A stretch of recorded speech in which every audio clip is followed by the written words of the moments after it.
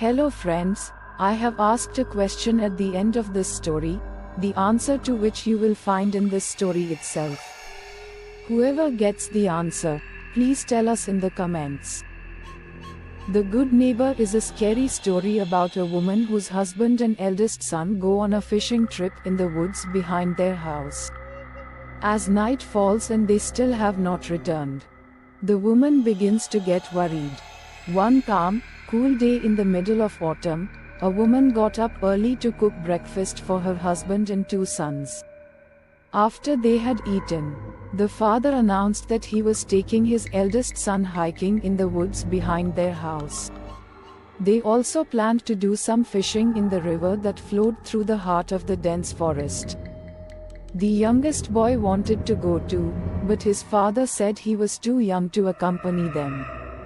Instead, he told him he would have to stay behind and help his mother in the kitchen. The boy was very disappointed, but he obeyed his father and did not complain. The young boy stood with his mother at the back door as they watched the father and eldest son set off on their trip. Carrying their fishing gear on their shoulders, they walked down the garden path and disappeared into the trees. Later that day, the wife asked her youngest son to help her prepare the dinner. She told him she wanted to have a hearty meal prepared for the others because they would be hungry when they came back. When the dinner was finally cooked, she sent her son upstairs to wash his hands and waited for the rest of her family to arrive. After a while, she began to become worried. Her husband and sons had still not returned and it was getting late. She hadn't heard so much as a word from them since they left that morning. The dinner was getting cold and they should have been home hours ago. After waiting for another hour, the woman decided to go out and look for them. She went next door and asked her neighbor to take care of the house while she was gone and look after her youngest son. The man who lived next door smiled and told her that he would be happy to help her out. Then, the mother took a flashlight with her and set out in search of her missing family members. The neighbor and the youngest son stood at the back door, watching as the mother walked down the garden path and disappeared into the woods. By now, it was almost nighttime and the forest was completely dark. She trudged through the undergrowth and the densely packed trees, calling out their names, but there was no reply. She shone her flashlight this way and that, but could find no trace of them.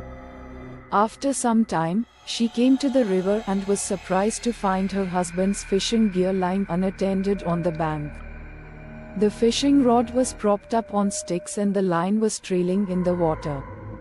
It was as if her husband and eldest son had suddenly disappeared and left everything behind.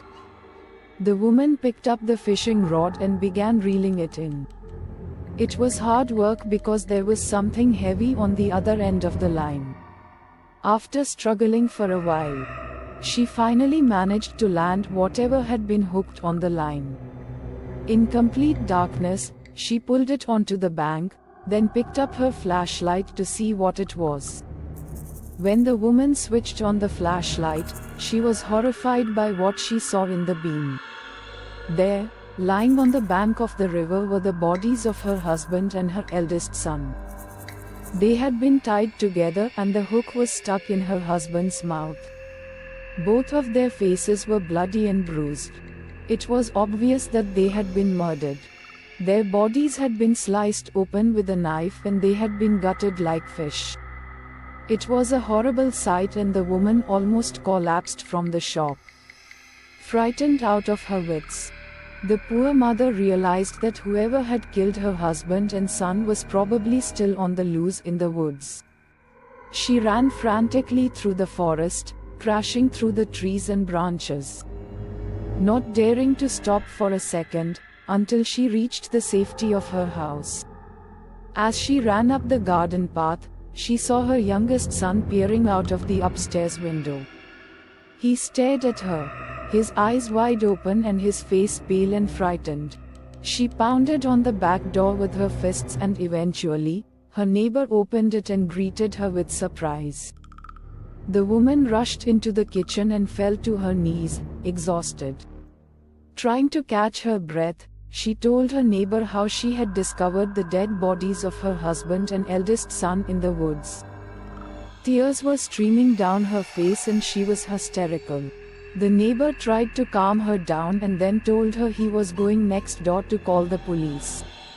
When the neighbor left, the woman composed herself, then went upstairs to break the tragic news to her youngest son. She was dreading the thought of telling him that his father and brother were dead. When the woman opened her son's bedroom door, she screamed in horror at the terrible scene she found. There, on the bed, surrounded by a pool of blood, lay her son's decapitated body. There was a blood-stained knife on the pillow. His severed head sat on the windowsill, staring out the window with sightless eyes. The devastated woman called the police, but when they arrived, they found that the house next door was deserted and the neighbor was long gone. For days, they searched the woods but they never found any trace of him.